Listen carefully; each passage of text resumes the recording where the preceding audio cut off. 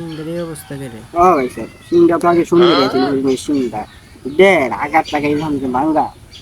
ওই তেলে দেখেন আচ্ছা কোন? আগে তো আমি কবিরাজি গিরি হতাম তোমরা তো সবাই জানো তখনকার সময়ে আফজল দেব আছে না আফজল দেবের বাপ আছেন জমিদার তখন যে তাণ্ডব চালায় যাচ্ছে তখনকার সময়ে আমার তো নামদার বিশাল বহুত সুনাম দেশ বিদেশ থেকে মানুষ হইতো আমার দ্বারা ওষুধ নেবার লাগে টুটকা নেবার লাগে তখন আফজল দেবের হয়েছে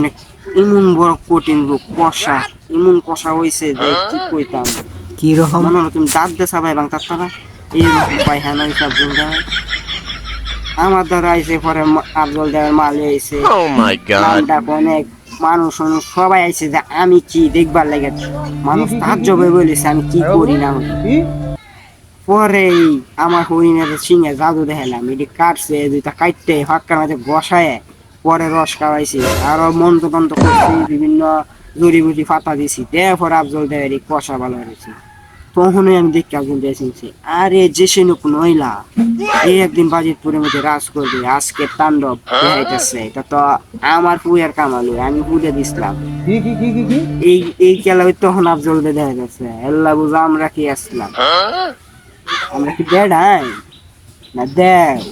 মহানেশের মানুষ কইতে কইতে আফজল দেও আগে আছে না আমরা শোনা আফজল দেও তো নতুন নতুন আছে আমরা কি আসলাম তোমার বাপ দাদার আগে যাই আমরা নামটা কি আসেন